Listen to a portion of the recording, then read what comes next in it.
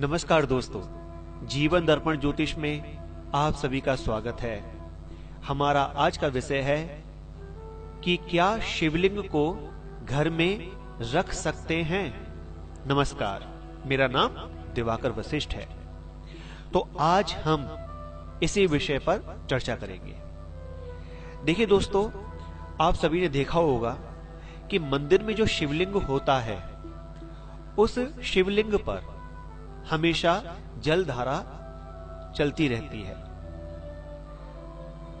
क्योंकि भगवान शिव हमेशा तपस्या में लीन रहते हैं और यदि उनकी तपस्या भंग हो जाती है तो वह रुद्र रूप धारण कर लेते हैं। अब ऐसे में प्रश्न उठता है कि गृहस्थी के अंदर, यानी कि घर परिवार के अंदर शिवलिंग को स्थापित किया जा सकता है अथवा नहीं।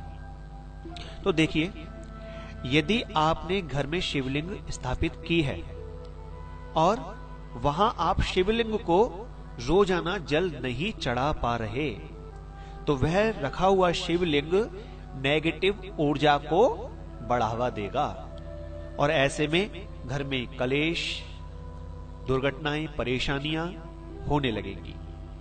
यदि आप घर के अंदर शिवलिंग रखना चाहते हैं तो सबसे पहले आपको शिवलिंग के ऊपर जलधारा चलते रहने का प्रबंध करना होगा।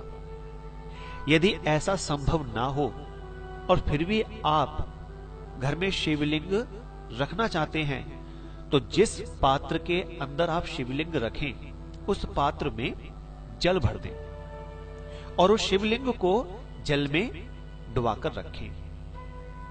ऐसा करने से शिवलिंग से निकलने वाली नकारात्मक ऊर्जाएं आप पर प्रभाव नहीं डालेंगी और वह सकारात्मक रूप धारण कर लेंगी। शिवलिंग के पास गणेश जी, कार्तिकेय और गौरा जी की मूर्ति अथवा तस्वीर अवश्य रखनी चाहिए। शिवलिंग को कभी भी खाली नहीं रखना चाहिए। मित्रों, घर में कौन कौन सी शिवलिंग स्थापित कर सकते हैं, इस विषय में भी मैं आपको बताता हूं। घर में 3 प्रकार की शिवलिंग स्थापित की जा सकती है, जिसमें से पहली शिवलिंग है पारद शिवलिंग। पारद, पारे की बनी हुई शिवलिंग को घर में स्थापित कर सकते हैं। दूसरी शिवलिंग है स्फटिक शिवलिंग। स्फटिक की बनी हुई शिवलिंग को भी आप घर में स्थापित कर सकते हैं। और तीसरी शिवलिंग है नर्मदेश्वर महादेव, नर्मदा नदी से निकले हुए महादेव। इनको भी आप घर में स्थापित कर सकते हैं। अब प्रश्न ये उठता है कि ये 3 ही शिवलिंग क्यों? उसका कारण यह है कि भगवान शिव का जो रूप है वह रुद्र रूप भी है। भगवान शिव को क्रोध बहुत जल्दी आता है और मान भी बहुत जल्दी जाते हैं। तो जो पारे की शिवलिंग है वह शीतल शिवलिंग है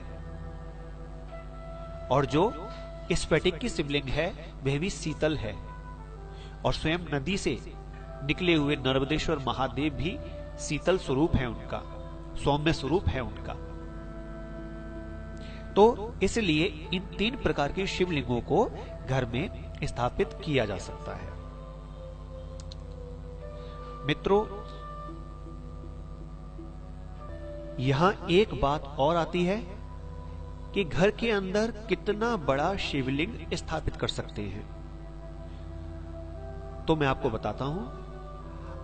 अंगुष्ठ मात्र, यानी कि आपके हाथ के अंगूठे के बराबर का शिवलिंग आप घर में स्थापित कर सकते हैं। इससे बड़ा शिवलिंग आपको घर में नहीं रखना चाहिए। एक महत्वपूर्ण जानकारी मैं आपको और देना चाहता हूं। बहुत सारे लोग, बहुत सारे घरों में जो भगवान शिव का शिवलिंग है उसे लोग अपने घर की तुलसी में स्थापित कर देते हैं। तुलसी के पौधे के नीचे शिवलिंग को स्थापित कर देते हैं। ऐसा नहीं करना चाहिए। उसका कारण यह है कि तुलसी के पति जलंधर को भगवान शिव ने ही मारा था। इस कारण भगवान शिव का शिवलिंग तुलसी के नीचे स्थापित नहीं किया जाता। इसको आप अपने घर के मंदिर में स्थापित कर सकते हैं। आशा करता हूं मेरी बताई हुई ये जानकारी आपको पसंद आई होगी। अगर ऐसा है तो आप हमारी वीडियो को लाइक कर सकते हैं। अपने दोस्तों के साथ, अपने मिलने वालों के साथ इसे शेयर करना ना भूलें और हमारे चैनल को सब्सक्राइब भी करें।